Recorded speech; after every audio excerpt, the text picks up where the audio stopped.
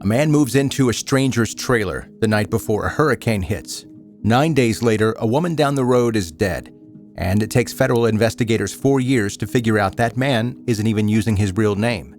Today, I'm telling you about Jeremy Bryan Jones, the man who bought someone else's identity for $50 and then couldn't stop confessing once he got caught.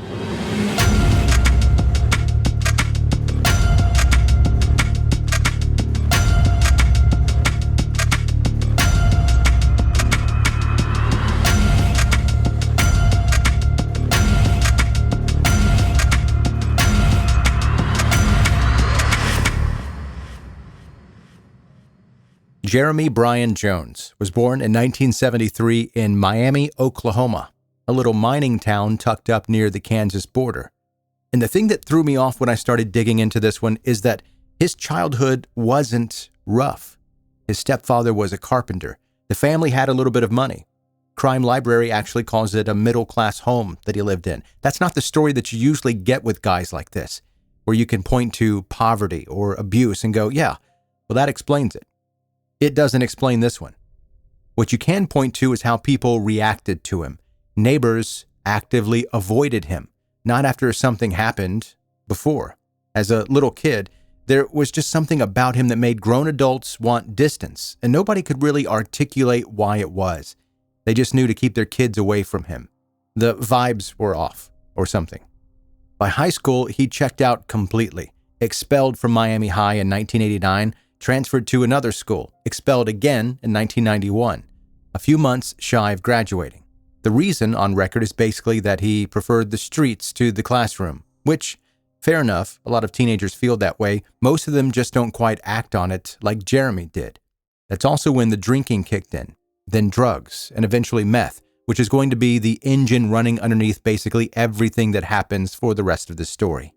In January of 1990, 16 years old, he got into it with another boy. His own mother tried to break it up, and he hit her too. 2 counts of assault. The charges got dropped later because, and I want you to hang on to this detail, everybody forgave him. His victims reconciled with him and moved on. That's going to become a pattern with Jeremy Bryan Jones. People kept forgiving him right up until they couldn't anymore. And here's the piece that I think unlocks the rest of this. He was charming. People who knew him decades later still bring this up, unprompted. He reportedly used to brag that he could talk the panties off a nun. And by every account, he wasn't exaggerating by much. He was a natural, and he figured out early that charm gets you further than fists ever will. So he used it that way, like a tool instead of a personality trait. In 1992, he moved to Kansas with a girlfriend and started beating her regularly. Bad enough that neighbors called the police multiple times. And every single time, officers would show up, ask if everything was okay, and then she would say nothing's wrong. So they'd leave. His friend Justin Judd remembered it exactly like that years later, practically word for word. That's what domestic violence enforcement looked like in a lot of places in the early 90s. If the victim wouldn't cooperate, officers had almost no tools to intervene without her saying the word. So the cycle just kept going, call after call, with nothing changing. And sometimes even if you do say something, you still end up in a bad situation, i.e. Nicole Brown Simpson. But by 2000, Jones had a rape warrant out on him back in Oklahoma, so he ran to Joplin, Missouri. In a bar there, he met a woman whose son was locked up, a guy named John Paul Chapman. Jones got close to her, sympathetic, attentive, the whole act. And then he asked her for her son's social security card and identifying paperwork, and she sold it to him for $50. $50 bought this man 4 years as somebody else. So during the next 4 years, John Paul Chapman, the fake one, bounced through Alabama, Georgia, and Louisiana doing day labor and cycling through relationships. And he got arrested 3 separate times in Georgia between October 2003 and June 2004. Disorderly conduct, criminal trespassing, drug possession.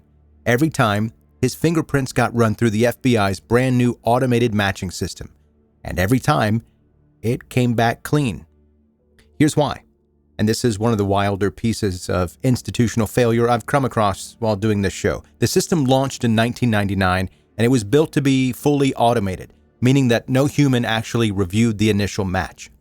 A forensic expert explained the mechanism to NPR like this: if the quality of a stored print is bad enough, the computer just assumes it's never seen this person before and hands out a brand new ID number.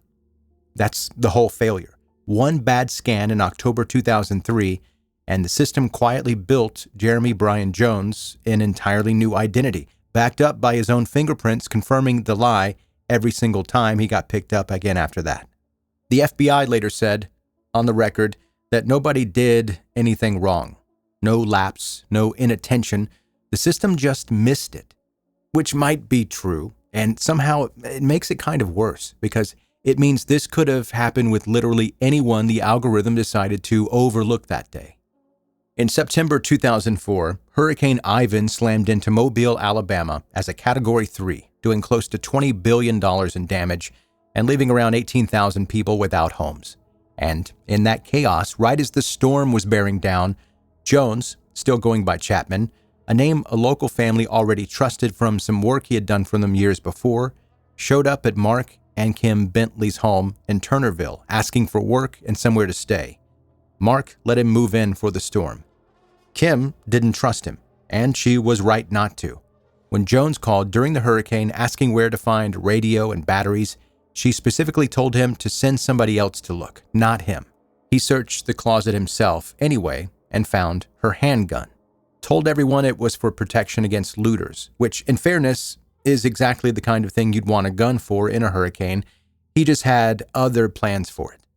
That night, he overheard a neighbor named Lisa Nichols mention to the Bentleys that she lived alone. She was 43. 2 days later, once the house had emptied out for the evening, Jones took that stolen gun and walked over to her home. He raped her and shot her 3 times in the head. Then he set the scene on fire and came back to the Bentley house like nothing had ever happened. When Mark Bentley found him outside later on with 4 cans of gasoline, Jones said he needed it for 4-wheelers, a late-night ride. In the middle of hurricane cleanup, the next morning when the Nichols family discovered her remains, court records specifically note that while everyone else ran to help, Jones stayed back and showed almost no reaction at all. It was a beer can that ultimately did it. His prints were on the scene, and Kim Bentley remembered that he and her husband had been drinking that exact same brand together on the day of the murder. Once Mobile police started circulating the name John Paul Chapman, Missouri authorities flagged something else strange. The real John Paul Chapman was already sitting in prison in Missouri, same birth date, same social security number as their suspect. His mother admitted that she'd sold his identity. Investigators pulled Jones's old prints from a 1990 arrest back in Oklahoma, and they matched. He was arrested on September 21st, 2004. When he was told he was being charged, he reportedly said he'd had every intention of making them kill him. His trial that October lasted about a week. The jury convicted him of capital murder and recommended death, 10-2. He was formally sentenced that December. And then the story takes a turn, because once he was locked up, Jones started confessing to everything. Upwards of 20 murders across 5 states, and the number kept shifting depending on which interview you're looking at. Some of the alleged victims he couldn't even remember names for. The clearest example is a 1999 quadruple case out of Welch, Oklahoma, where a couple was murdered and their 2 teenage daughters disappeared entirely. Jones confessed to that one too, with details specific enough to sound convincing, right down to where the mailbox sat outside the house. Investigators searched exactly where he told them to look. They found nothing. And then in 2018, the real killers were identified through a completely separate investigation, which proved one of his most detailed, most convincing confessions had been made up the entire time. His own defense attorney eventually laid out the whole motive, plainly. Confess, and you'll get longer phone calls with your mother and girlfriend, better food, softer treatment in jail. That was it. That was the entire calculation behind years of false confessions that sent grieving families chasing answers that were never real.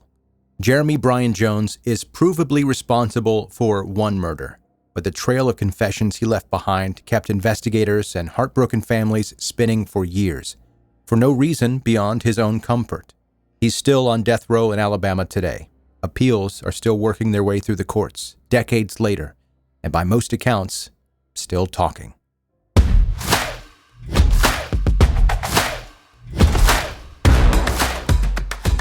Thanks for listening to 10-Minute Murder, bingeable true crime stories. Hi, I'm Joe. I'm the host. Here's an email. Subject, this has never happened before. Hey, Joe.